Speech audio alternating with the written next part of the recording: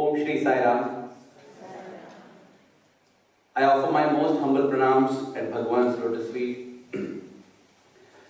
Dear Swami, respected elders, dear brothers and sisters, wow, it was such a lovely presentation. The 3Ds by the 4th D, Brother Dinesh. Thank you, so enlightening. I really wish that we keep that presentation and go through each point. So many critical points over there.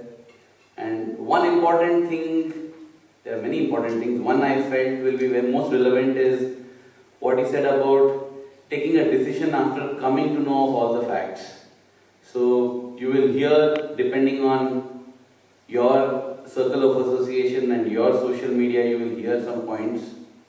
Swami would always say, get to know every side.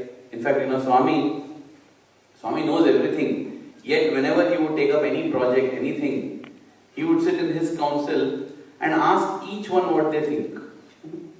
That is the humility of the Lord. Because what he knows is the best. Every time we turn to him for solutions. But never does Swami say this is what has to be done. He will sit and listen to everybody. Listening. That is such a difficult thing to do. I am trying to practice that. I am used to speaking, not used to listening. But listening is so important. And in fact, that is considered as the first step in the ninefold path of devotion, Shravana. Then comes Kirtanam. Kirtanam is singing the glory of the Lord. But first you have to listen. Swami would listen, And he would listen, and in the end, he knows the correct thing to be done, he knows what it is. But he will not say this is what has to be done. He will always preface it with now Deshamlo, meaning in my opinion, and he will say, and when you listen to it, yes, Swami, this is what, whether it's a medical doctor in facing a complex surgery or an architect wondering how to build a building, for everything, what follows after Swami's now Deshamlo is the ultimate solution. It's already ready. You can save the time by just Swami saying, I know what you all are going to say, but see, this is what should be done. But Swami never did that. I feel we should also learn from that. So we might hear something, and as soon as we hear it, we call up 5, 6, you know something? They say that gossip travels halfway around the world before truth has got the chance to even wear shoes. That's what happens, Immediately it just goes all around, and if we would be failing in our duty if we don't do due diligence, find out, and then take a decision, because as I was saying yesterday, you need to take a stand, and to take a stand you need to have all the things ready, Like in investment terms, we have traders and investors. Traders are, hot tips, whatever, in India you get a lot of tips on, unsolicited tips will come on SMS. Buy this stock today, by end of day 10 rupees will become 100 rupees. Oh yeah, you go. And sometimes it may work also, it may be true also. But most of the times you will go bankrupt if you follow tips. Traders versus investors.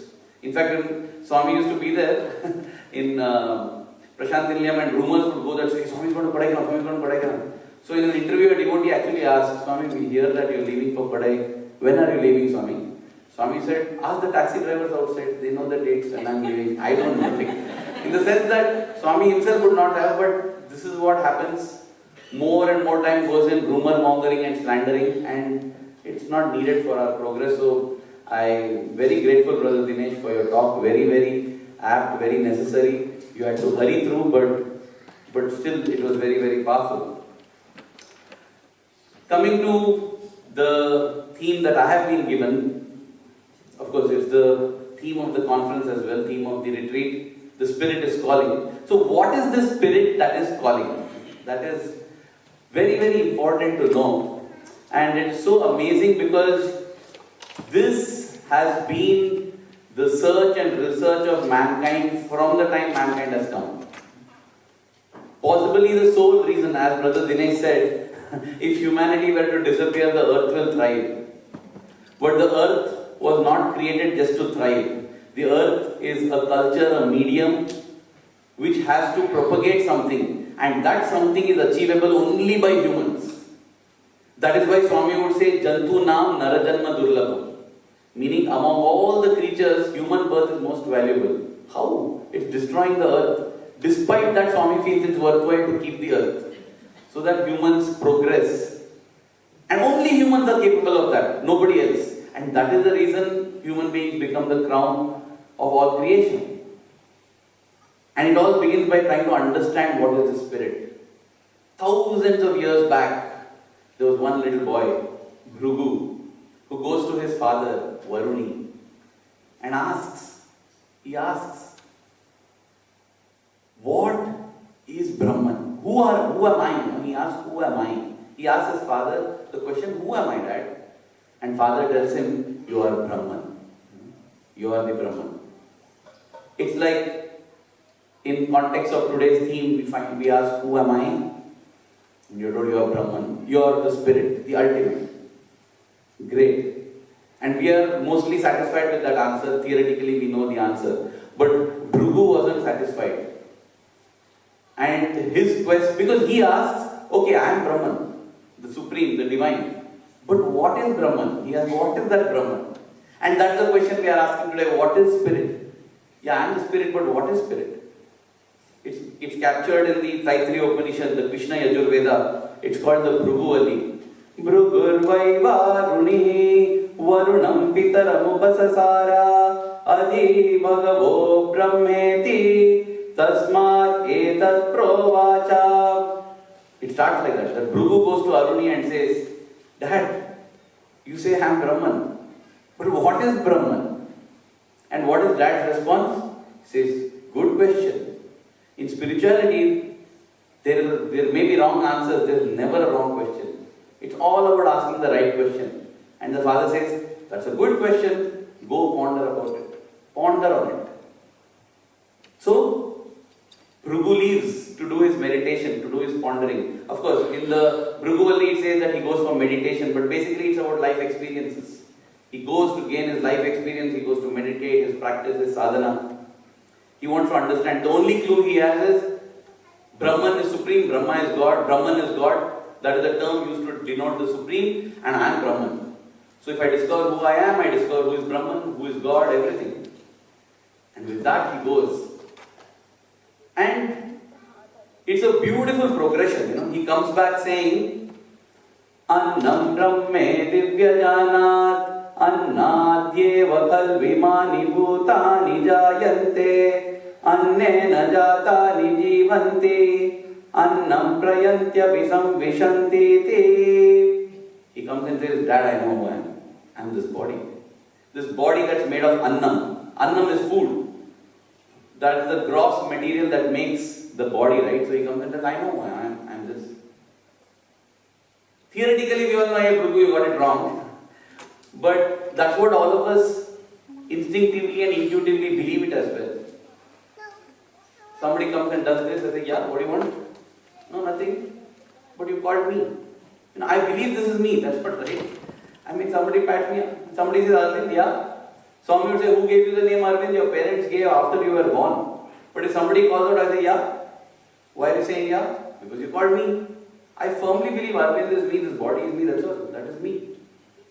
That's why somebody slaps. I tell, why did you slap me? And I slap him back or her back. So if I am God, I am Brahman, I am the spirit, so this is me. That is the first stage. That is what Bhrigu comes up with. And that's true, right? Even if somebody were to ask who is God, we say Swami is God. How is Swami? We may say he wears orange, 5 feet. This is the figure, that's right. It's not that it is not true, it is true, but it's not the complete truth. There is this philosophy called the Neti philosophy. The Neti philosophy is a way to discover the spirit. What is the spirit, or what is Atman, what is Brahman. And how does it go? Traditionally it is believed that you deny everything. Is this mic Brahman? No. Is the chair Brahman? No. Is this phone Brahman? No. No. You negate everything. What is left after negating everything? That is Brahman. That is what traditionally it was believed. Because Neti means not this, not this, not this, not this. It is Swami who gave such a beautiful meaning, which makes so much sense. Because when I had heard the traditional Neti philosophy, all of this I heard even after I joined Swami only, after I came to Swami only. But it used to not make sense. How can you say this is not Brahman? And in one of the discourses, Swami beautifully explains. He says, Neti doesn't mean not this. Neti means not this alone. So beautiful. No? Not only this. So if I say, is this mic God? Yes, not only this. This mic is also God, but it's not just the mic. He made it from an excluding way of research into an all-inclusive way of research. Which means, yes, the mic is also God. It's not like, this is no God, this is the only supreme God. No, that is also God. This is also God. But it's not just that. Is Jesus God? Yes, Jesus God, but not Jesus alone. Oh, so Jesus and Ganesha. Yeah, Jesus and Ganesha God, but not just Jesus and Ganesha alone. Not this mic alone. You're telling everything is God. Yes, everything is God. So the universe is God. Yes, but not just that alone. It's beyond that also. Oh. So it's an all-inclusive, all-encompassing. So when Bhrigu came and said the human body is divine or Annam is divine, Sanskrit is such a beautiful language. That's why it's difficult to make these translations. Because each word, each term has multiple meanings, each term has multiple vibrations. That is why I was just discussing the other day. It's great when we say Om, peace, peace, peace. Yeah, you got it right at the meaning level. But the word Shanti has a kind of vibration associated. It's like the C minor chord in a guitar maybe, It's a vibration. It's not C minor, so can I call it Kavarga? You can call it whatever in your language, but it's the vibration that matters. Why don't you say primordial sound, peace, peace? Why are you saying Om? Because Om has a vibration. It's not about a language. Om is not Sanskrit. Om, it's not like that. When we sing a Maori song, why don't you sing it in English? Because it is about the vibration and the feel. You sing a Maori song in English, I won't get the feel at all. So it's okay, we do some bhajans in English, but because bhajans are nothing but a way of glorifying the Lord. But when it comes to chants and Vedas, please let us remember this is not a language thing at all. If it was a language thing, we Indians would have done it in Hindi or something, right? Sanskrit I also don't understand it. It's not about that, it's about the vibration. So when they say Annam Brahma, Annam on one hand means the body, Annam also means food. It is God, yes. So when Bhrigu comes and tells his father that the body is divine, it's a difficult thing for the father to reply because, yeah son, you got it right, but that's not the whole truth. When we look at Swami's beautiful form, my God, how many have been the devotees who come to criticize but just see him and fall in love? It's love at first sight. For so many, I'm not saying for all, for different people, different experiences are there. But there are a lot of people who have just believed he is divine because that's how he looks. Wow.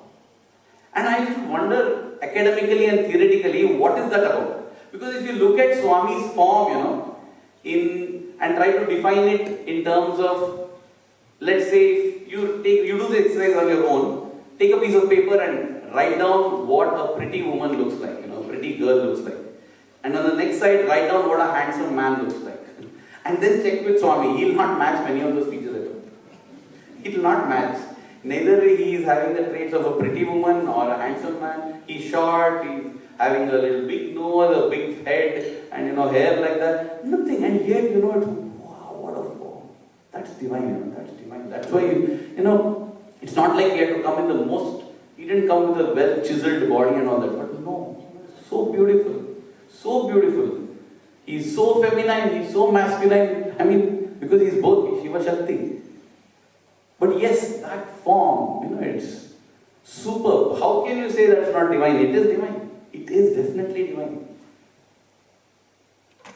But what Varuni tells Bhrigu, his son, is that good son, good start.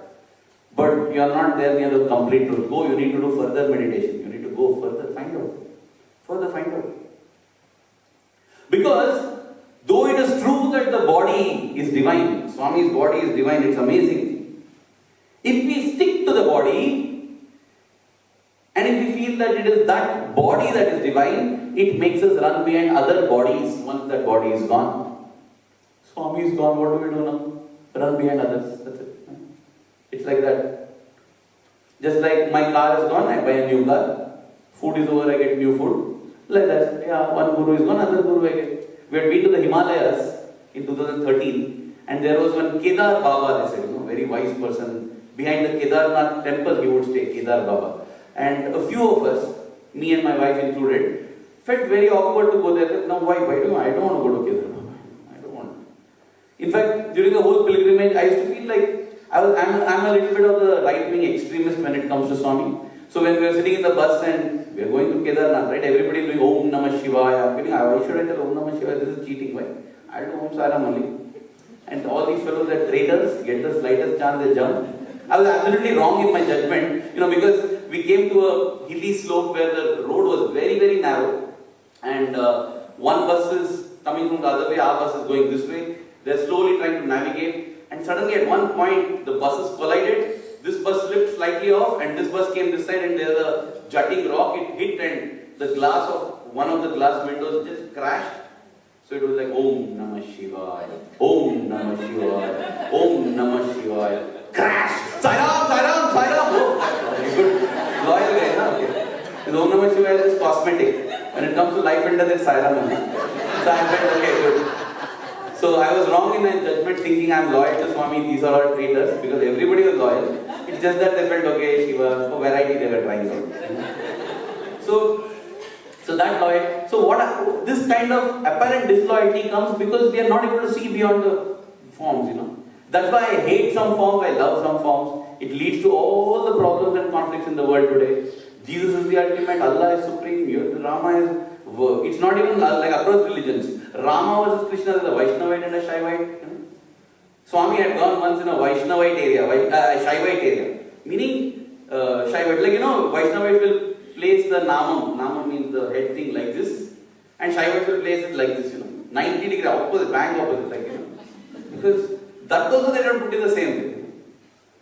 In such a place, Swami goes, and Swami speaks about the glory of Krishna. Everybody like, something wrong God you got. It's in the Shiva area. But Swami does. And Swami thinks Govinda Krishna Jai.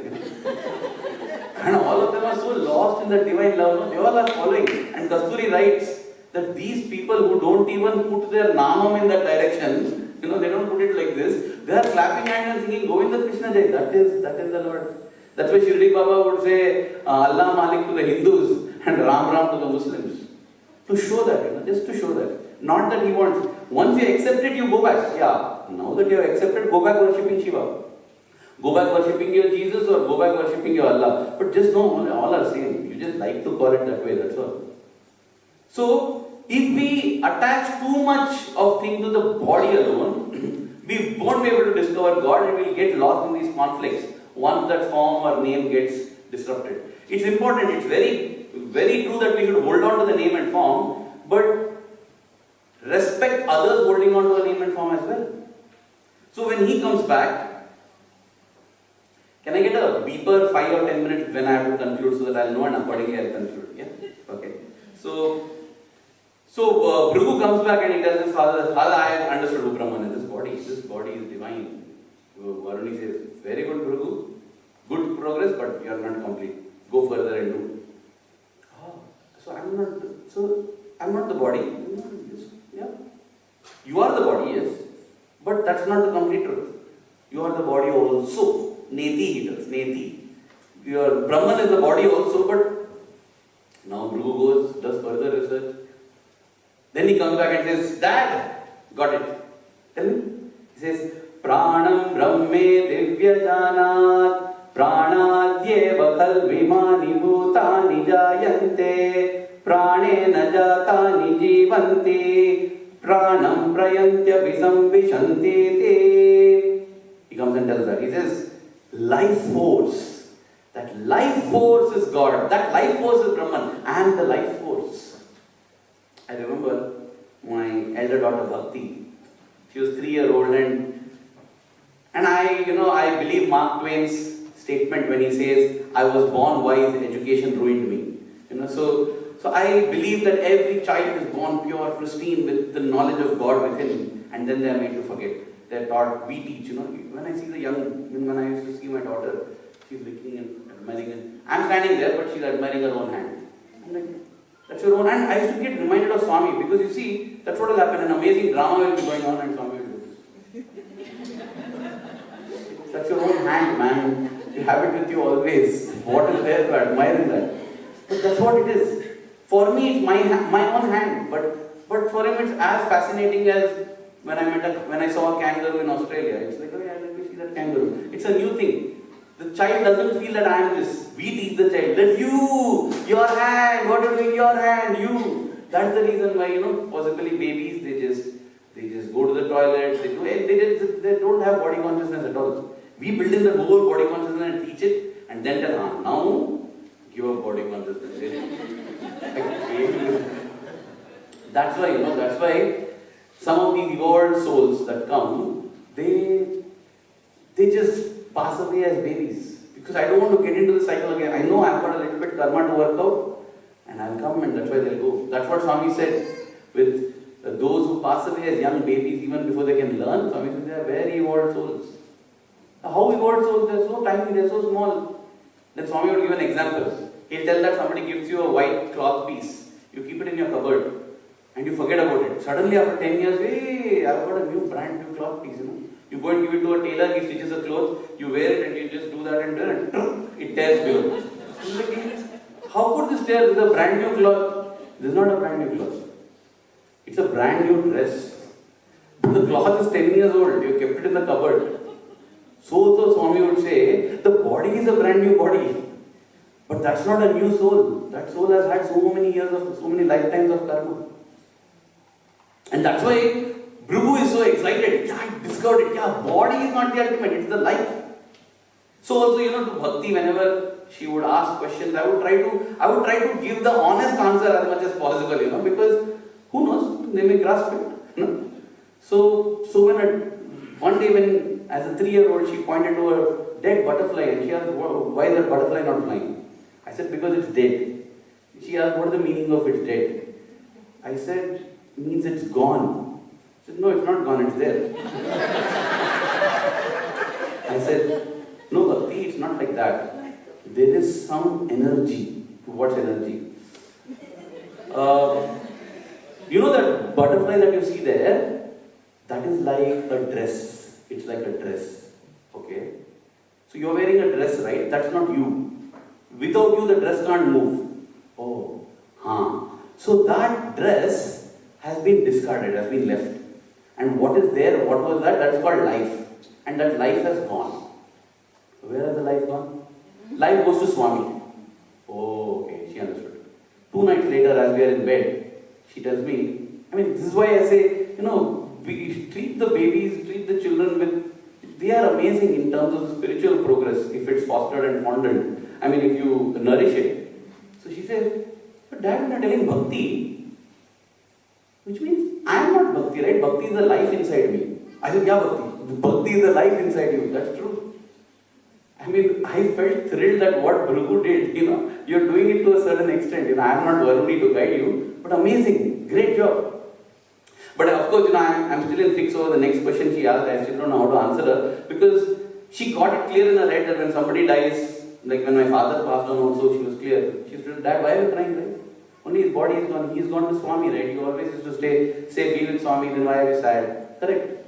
Very nice. You don't know attachment, emotions, but you know the truth. Whether when you feel it, maybe you'll know. But anyway, when I take her one day to Mandir, she asked why is everybody, bowing down to that marble structure there. I said, because Swami is there. She said, what? I said, yeah, the body of Swami is there. Oh, okay. Dad, you said that when somebody dies, their body remains, but their life goes to Swami. Yeah. Whom did Swami go to? Swami. I said, you'll learn it in your 10th grade.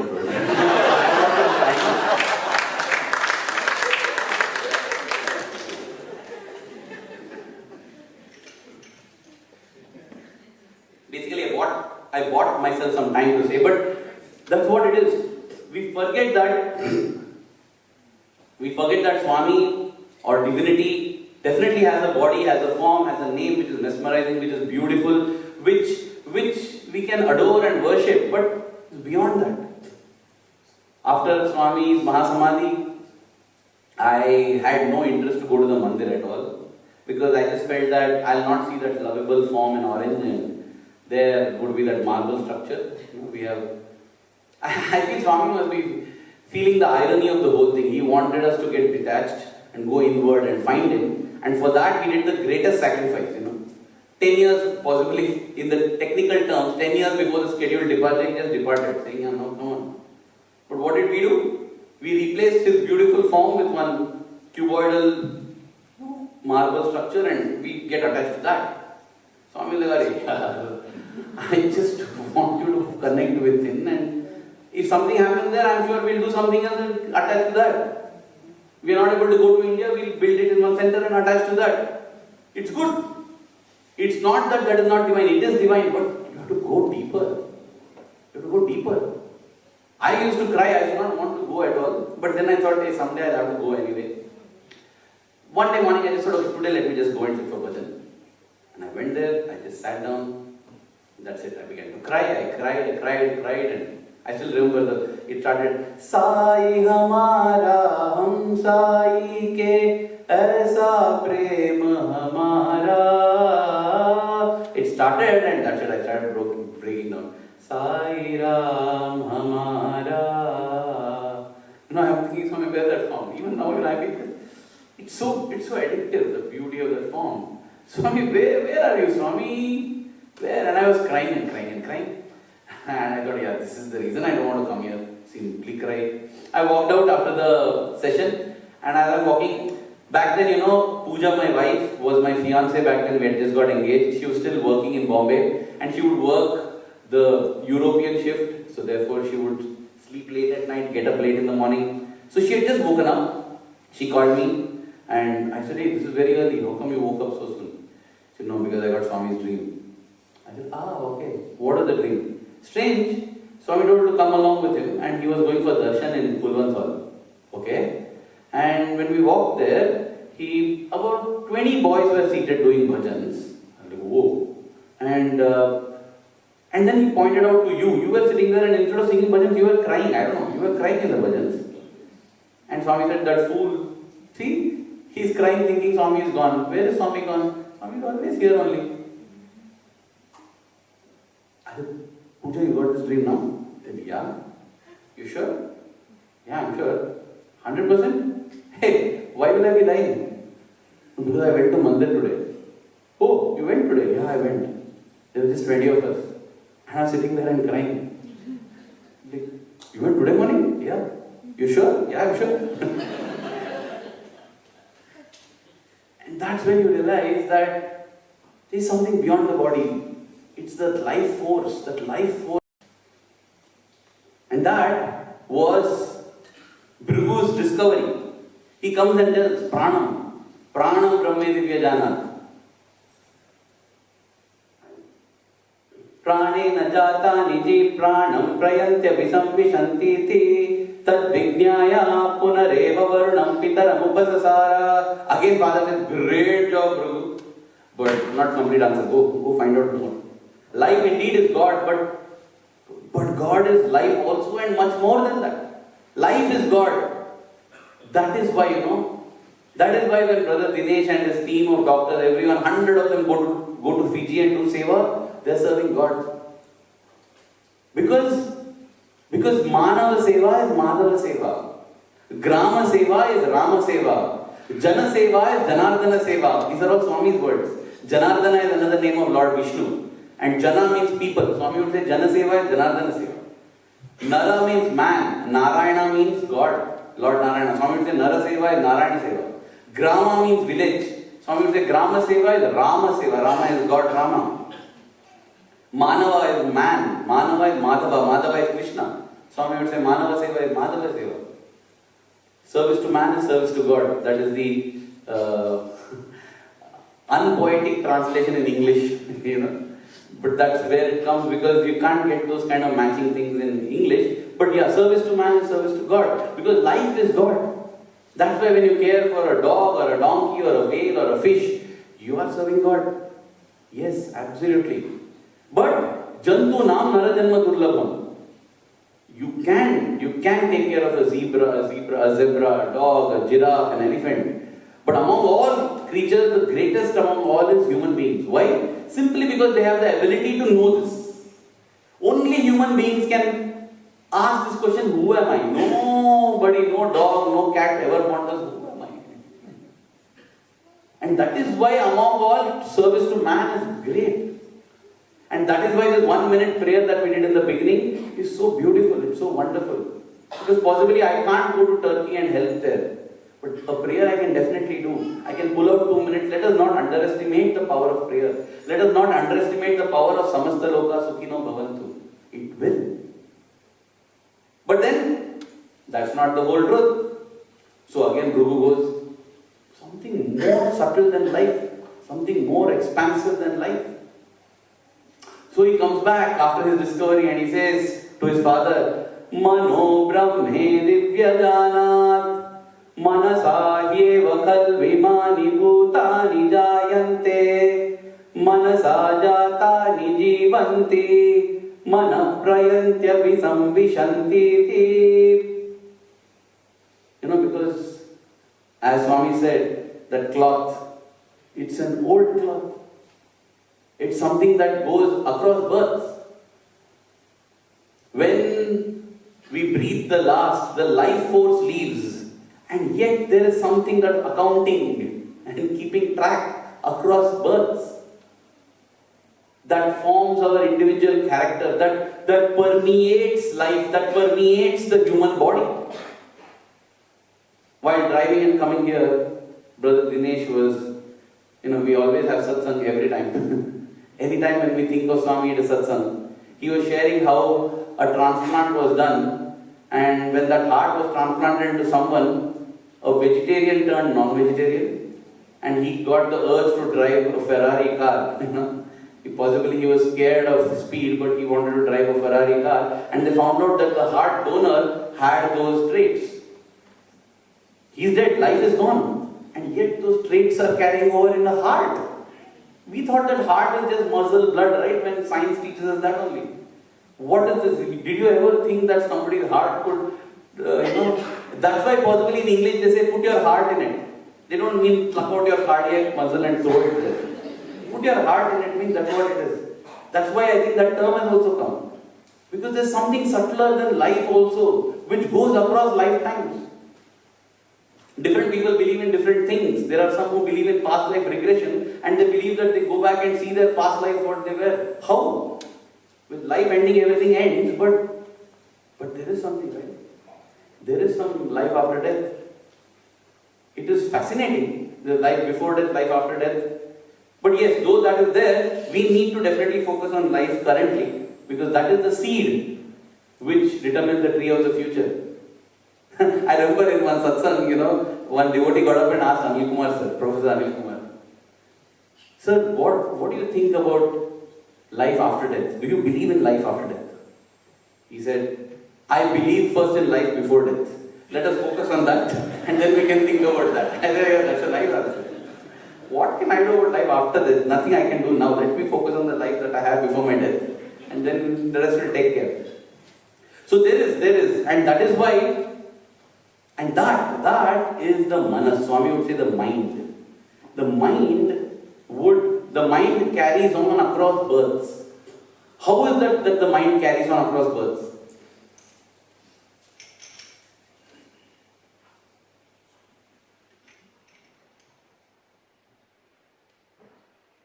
For this, please forgive me if I go into a little bit of theory because it's very fascinating and very beautiful. Nobody knows where the mind is. We all think mind is here because the brain is here. But though the brain dies, the mind doesn't die. I'll give an example. I know a lady whose brain is dead almost, in the sense like nothing, dementia, nothing. She remembers nothing. Nothing. Her own son she doesn't recognize. And yet, when she sees her daughter possibly who is living far away and comes after a long time, when she hugs her, a smile comes on her face. When I met her, I saw my younger daughter, Janvi. She's 2-year-old. She doesn't know all this. She doesn't know that there's a dementia or thing. She just goes and plays and she gets a smile. How? Even a person who is brain dead, I mean almost like that, is able to perceive love, is able to perceive innocence. We just possibly don't go and shower love because we think anyway they won't know, they won't recognize what. No, they recognize, they feel it. They may not even be able to express it. But that rare moment I saw when a smile comes, I'm like, why is she smiling? Oh my God, she's able to feel it, that means. So many times when we see such people, who are apparently lifeless, can't experience anything, give them a hug, shower love. They can feel it. They may not even have the capacity to express and say that I'm able to feel it, but they definitely feel it. They definitely feel love. Love is so subtle. They feel that. And that you see is the mind at work. Because what is the mind? The mind has 4 parts. It's partitioned into 4 things. Each very unique, and it's not like a physical structure with 4 compartments. These are the 4 functions of the mind, and the mind itself doesn't have it. It's not like the brain, as I said. There's no, I don't know whether the mind is here or in my foot. I don't know where the mind is. But it has 4 functions, and it performs all these 4 functions simultaneously. And that, in our scripture, the wise sages, they broke it down into manas, buddhi, chitta, ahankara. And what are these 4 functions? The first is the manas. Manas is translated as mind itself. The mind is something that seeks pleasures and avoids pain. That is the mind. Anything that is pleasurable, the mind goes towards it. Anything that is painful, the mind will try to go away from it. Which is good for the sake of the body because it helps you keep away from danger and helps you go to places of comfort. But that alone is not enough. Swami would compare this manas to a fly. Swami would say a fly goes and sits everywhere, whichever it feels like it's nice. It doesn't know whether it's good or bad. I remember sitting in the mandir once, and it is the mind that takes all of our eyes towards the door when it opens, because we just are curious. The mind just goes. If we discriminate, we feel, no, I should listen here. This is what is going on. That's just a door opening. But the mind takes. That's why we shouldn't follow the mind always. But the mind is, as Swami says, is like a fly that keeps going here and there. I remember sitting in the first line in Bhagwan's presence, and there was this fly. I had got the first token number and I was in the first line, and yet Swami is 10 meters away, so close yet so far. And then I see that fly. Goes and sits right on his lotus feet. And Swami, phenomenal. I'm saying that's why I feel that he is definitely that body, but he's much beyond. Because I have seen Swami, a fly comes and sits right here, and he just doesn't flinch. I would be like, immediately, because it irritates. And there's I have seen a bumblebee, not an ordinary bumblebee fly like that. Surely it was be going so loud. Yet Swami just doesn't flinch. It's not possible with practice also. Because I have tried when a fly comes and sits, okay, just sit. Eat up. So this fly goes and sits on his feet, and I'm like, wow, you lucky fly. Blessed are you. Blessed are 7 generations of flies before you. Blessed are 7 generations of flies after you. You're on the lotus feet. At will you can sit on the lotus feet. The next statement was going to be, how I wish I am also like you. But before I could make the statement, the fly flies and goes and sits on a pigeon dropping. Like, you fly, you chose to sit on droppings. Oh my God, thank God I am better. I don't want to be you, fly. To choose between dirt and shit, that's what it is there. And here is the lotus feet and you choose that. But that's the mind. Whatever the next attracting thing, it will go there. That's why the request is made, please put off your mobile phones. Because though all of us know that it's the most important thing is happening here, if one mobile starts ringing, everybody, what is that? What's happening? What they keep pressing? That's the mind. The mind is meant like that. Because that's the way you might as well be a zebra on the Serengeti, and you hear a roar as you're eating. Food is most important, but you hear a roar. What is that? Oh yeah, because it keeps you away from danger. So that is the first function of the mind, the manas. And then the other function is the buddhi. A little deeper it is. It discriminates what is right, what is wrong, what is good, what is bad. It has to check. But then why is it that what you feel is right and wrong is different from what I feel is right and wrong versus what he feels is right and wrong? So different, right? Because the buddhi, even the mind has different layers. The manas is the top layer, which is immediate reaction. The buddhi is the next layer, which says, no, door might have opened, but this is important, let me focus back here. That's the buddhi. But for some it might say, no, that is more important, let me go there also. Why is it different? Is because of the chitta. The chitta aspect of the mind is translated as memory. But this memory is not just of this birth. Suppose somebody was sitting in a hall and their memory is there was suddenly the door opened and a crash happened and it was an emergency, we had to rush out. Every time the door opened, they look there only because that's right. Because their memory is that I have never had that situation, so I wonder why I was looking at the door. But if I had been in a place, possibly I would have looked and I would also tried. Because it's based on our memory, our life experiences. Our experiences shape who we are. But in this case, when they say chitta, it's not just of this birth, it's across births. It might have happened. And that's why we respond in some ways, the way we respond. That's why it's all different. And therefore, we get our biases, we get our prejudices. Because it's the collection of events and our response to that events across lifetimes. And therefore that's a big impediment for my spiritual progress because I'm going to be shaped by that. I need to clean up my chitta. And what is prescribed for cleaning up chitta? Sadhana. That is why Swami would say do sadhana. When you do sadhana, it erases and keeps it a clean slate. You are ready to receive now. Swami would say a glass filled with dirty water, when you open, you need to empty that dirty water and then fill it with good water. First it needs to be emptied. So when we do sadhana, when I do seva, when I do bhajans, I am progressing towards spirituality, I am progressing towards moksha, towards enlightenment, but that's just cleaning the dirty glass. So bhajan is not an end in itself. That is why Swami would also say, don't think I am bhajan singer, I do bhajan. I am seva, I keep doing seva. No, you do everything, all this is needed. But all this is just cleaning it up, just making you ready to receive. It is not the end in itself, that's just a means to the end. That's why you can discard it later once the cleaning is done. Because all the sadhanas we undertake, whatever it might be, pranayama, yoga, everything, all are necessary in different ways to clean this chitta aspect of the mind. Because the chitta affects our discrimination, it affects also the other aspect, it's in the middle. The fourth aspect of the mind is ahankara.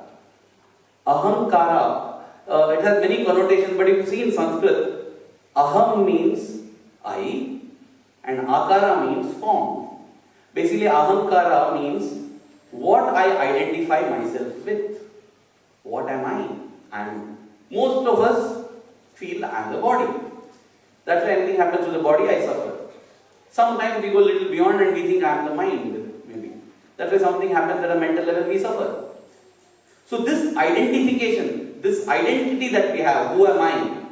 That is also a property of the mind, ahankara. Manas, buddhi, chitta, ahankara. It goes subtle at each level. Manas, as I said, immediately good. What is pleasure versus pain? But pleasure need not be good and pain need not be bad. That comes at a deeper level from buddhi, which discriminates right and wrong. Buddhi is the intellect. This is right, this is wrong. That comes deeper based on our memory, chitta, what we have collected across lifetimes. And that chitta defines not just what we think is right and wrong, it also defines who we think we are, the ahankara. And wrong, that's why Swami would say mind is the key. Mana eva manushyanam karanam bandha mokshayo. Mind alone is responsible for man's bondage or liberation. Swami would say it's the key. You turn it left towards the world, left towards prana and annam, towards life and body, you get locked in the world. Turn it right towards what Bhrigu is going to discover next, and you get liberated. Oh, that's the thing about mind. And so, Varuni tells Bhrigu, good, superb progress. You have understood that the mind is divine. Beyond the life, it's the mind. with all its aspects. Mind is identification, mind is memory across lifetimes, mind is discrimination. All these are functions of the mind, the same mind. It's just 4 divisions. Like in a company you have the HR division, the marketing division, they all are the same company only. Like that. So Bhrigu says, but Bhrigu says, so that's also not Brahman. No, that is Brahman. Mind is divine, yeah, mind is divine. But it is not the complete truth. You have to go deeper. And so goes Bhrigu for his further research. Doing the research, he comes back and he says, Dad, now I know. Vijnanam brahme divyajanat Vijnanadyeva khalvimani bhutani jayante Vijnanena jatani jivanti Vijnanam prayantyapi samvishanti. Says, Dad, knowledge. Knowledge is Brahman. Because knowledge is something that goes beyond, right? It is knowledge that helps us to clean up the chitta also. First of all, I need to know that I don't know. Then only can I begin the progress. People say, I'm happy, I'm having a lovely life, I'm having a lovely wife, I'm having enough wealth. Why do I need to do anything? Yes, now it feels like that. But you know what? It's very transient. In one moment your wife will be gone, in one moment your life will be gone, in one moment your wealth will be gone. And then you'll wonder, what was my life all about? I spent 60 years of my life building up this and it's gone in a moment. So, that is why, often it's adversity that turns people to spirituality. Lord Krishna at the end of the Bhagavad Gita, not at the end of the Bhagavad Gita, at the end of the Mahabharata asks Kunti, he's in a granting mood, he's giving everybody wishes, and he asks Mother Kunti, what is it that you want? She says, Lord, fill my life with troubles. You didn't have enough trouble? Your sons went to the forest, they faced the war, all this. He says, Krishna, I have seen, whenever I am in pleasure, the mind, right, seeking pleasure, when I am in pleasure, I just forget you. But whenever I am having adversity, I remember you. Adversity is what sparks the quest for knowledge, quest for wisdom. And once you get that knowledge, imagine the wise woman is asking for pain in her life. The wise woman is asking for adversity in her life. Because I want to think of you. Speaking of that, I just remember a slight aside. There was this person who was giving a talk in front of Swami and he was making a comparison between Lord Krishna and Lord Sai. Because he wanted to show that Lord Sai is grander and greater and sweeter than Krishna.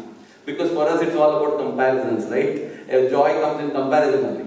So he was saying, in the Dwapara Yuga, Kunti asked Krishna, Lord, give me troubles in my life so that I always think of you.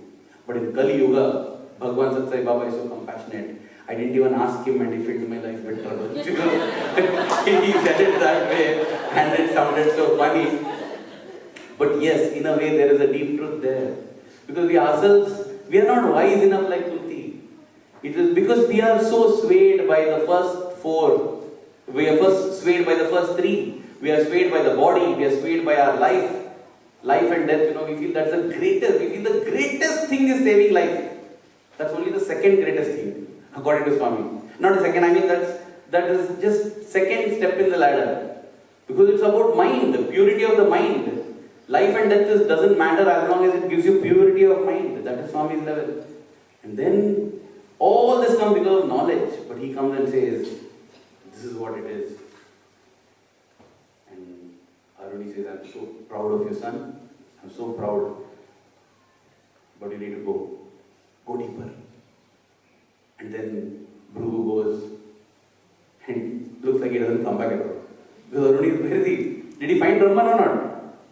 Don't know, sir, he has not come back. Not come back.